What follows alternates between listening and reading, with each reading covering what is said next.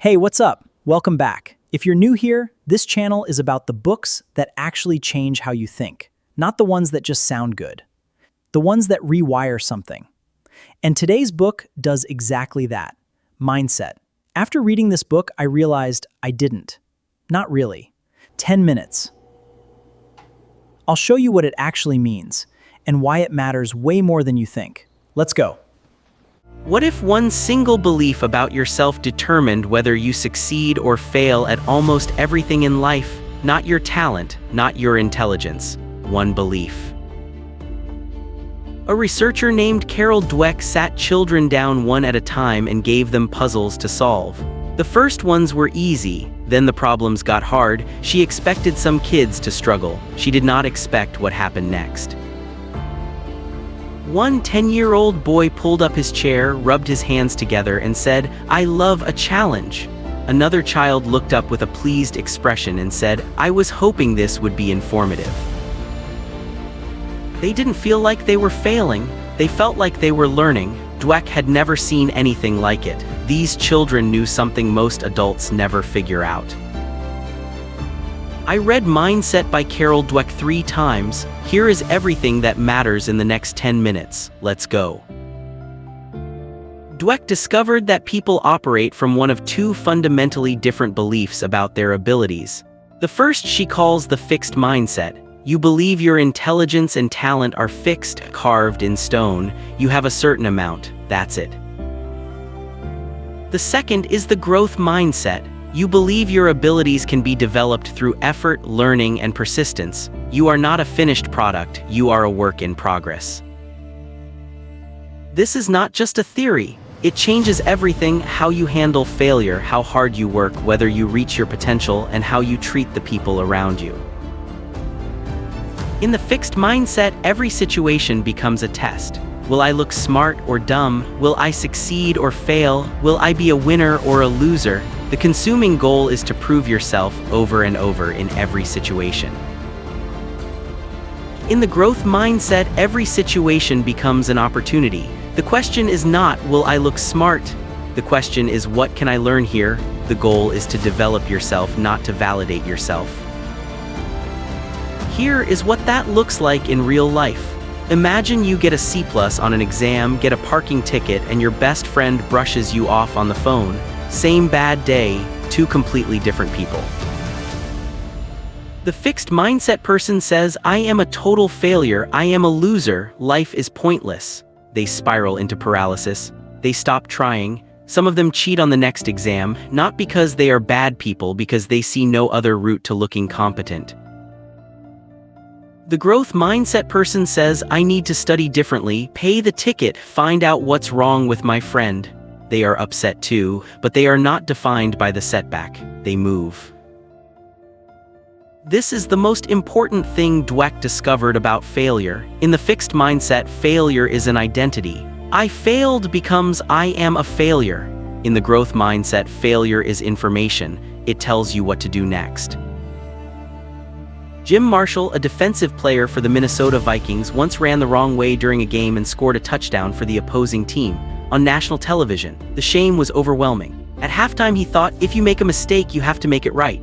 He played some of his best football in the second half. Then he spoke to audiences about it. Then he became a better player because of it. The fixed mindset has a different story. Bernard Loiseau was one of the greatest chefs in the world. 3 Michelin stars, pioneer of nouvelle cuisine. When rumors spread that he might lose 1 star, he took his own life. In the fixed mindset, a change in rating can redefine you permanently. That is what the fixed mindset costs. Now let's talk about effort, because this is where people get most confused. In the fixed mindset, effort is a bad sign. If you have to work hard at something, it means you are not naturally talented at it.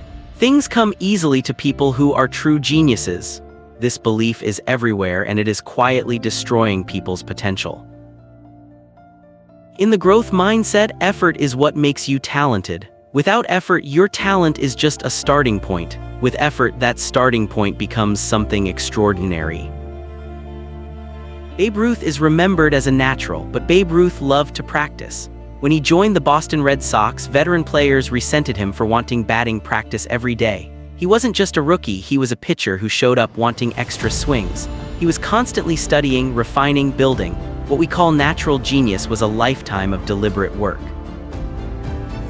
Wilma Rudolph won 3 gold medals at the 1960 Olympics. She was called the fastest woman on Earth.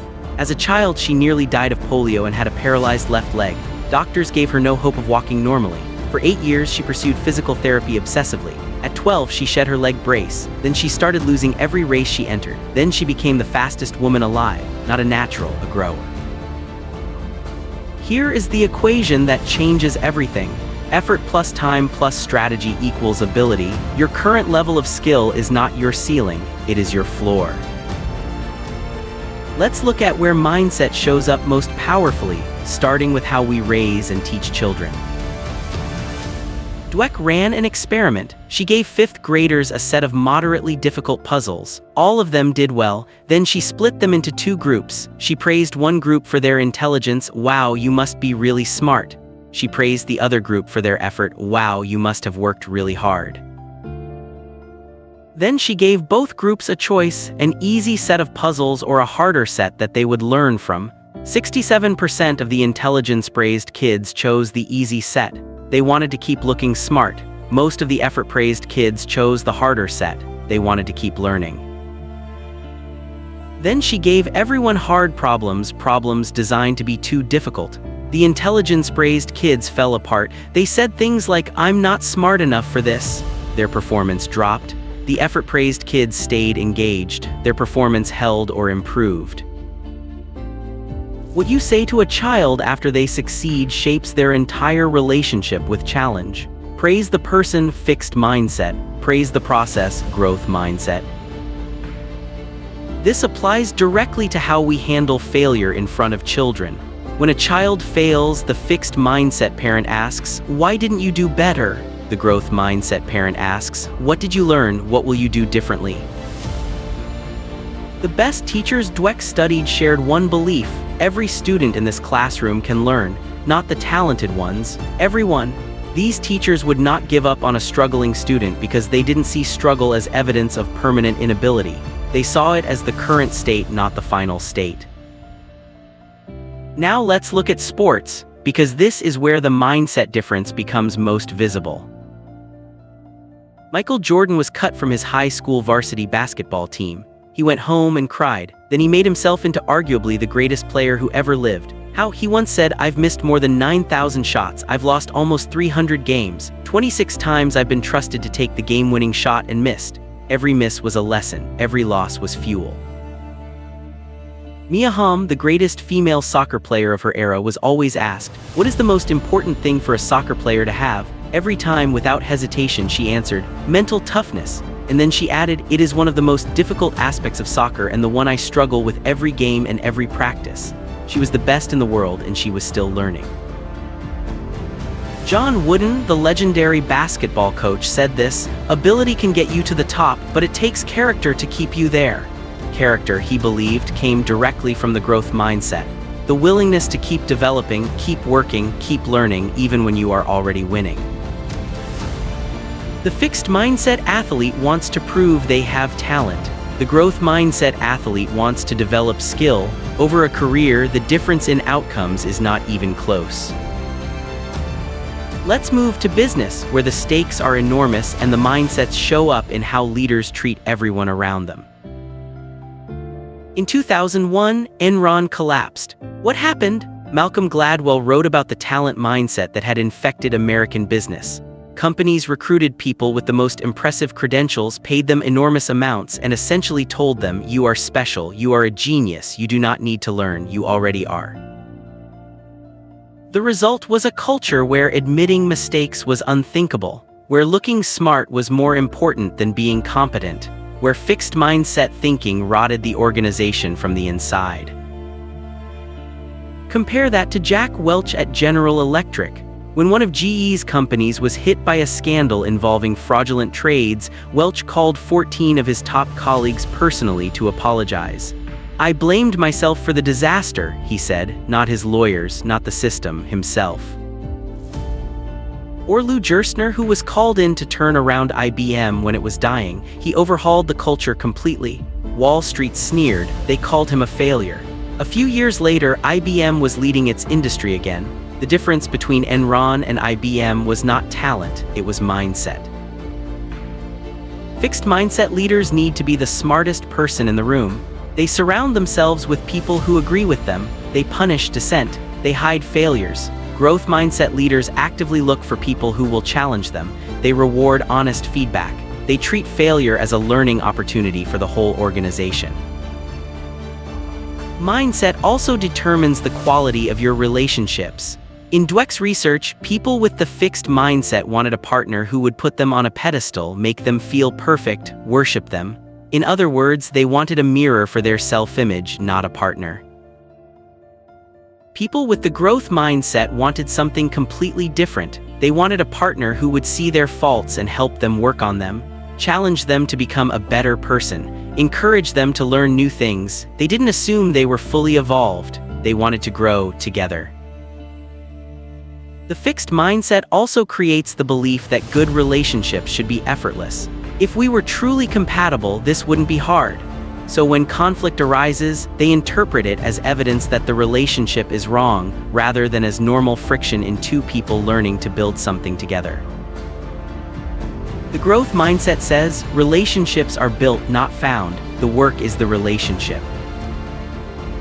Now the most important question, can mindsets be changed? Yes, absolutely. Dweck's research showed that teaching people the growth mindset even briefly changed their behavior, their motivation, and their performance. This is not a fixed trait. This is a belief, and beliefs can be updated. In one study, students who were taught that the brain grows stronger through challenge like a muscle showed measurably better grades within weeks. Not because they became smarter, because they stopped avoiding hard things. The fixed mindset is not a character flaw, it is a survival response. When you believe your abilities are fixed, protecting your image makes perfect sense.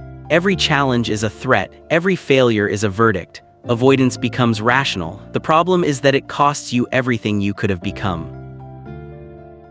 Here is how it starts. The first step is learning to hear your fixed mindset voice. It sounds like this: are you sure you can do this? What if you fail? What will people think? You're probably not good enough. That voice is real, everyone has it. The question is whether you obey it. The second step is recognizing that you have a choice. When you face a challenge, when you encounter failure, when someone criticizes you, you can respond with the fixed mindset or the growth mindset. Both voices will be there. You get to choose which one drives the action. The third step is answering back. When the fixed mindset says, "This is too hard," the growth mindset replies, "This is too hard yet, I haven't figured it out yet." That single word, "yet," changes the entire architecture of the sentence. Mindsets are beliefs. They are powerful beliefs that shape your life, but they are not facts. They are not your destiny. You chose them, often without knowing it, and you can choose differently. And the change does not have to be dramatic. It starts with noticing. Noticing when you avoid a challenge because you are afraid of looking dumb. Noticing when you stop trying after one failure. Noticing when you feel threatened by someone else's success. That moment of noticing is the door. Step through it. Here is the line from Dweck that I keep coming back to: becoming is better than being. The fixed mindset wants you to already be great. The growth mindset knows that becoming great is the whole point. There is one more thing worth saying. The growth mindset is not toxic positivity. It does not promise that effort always leads to success. It does not say everyone can do everything. What it says is that your current ability is not your final ability, that trying hard things is worth it, that failure teaches. That is not optimism, that is just how learning works. If this changed how you think about your own potentials, subscribe, because next week I break down another book that changes everything. And in the comments, tell me one area where you've been operating with a fixed mindset. Just one, name it. That's step one. See you in the next one.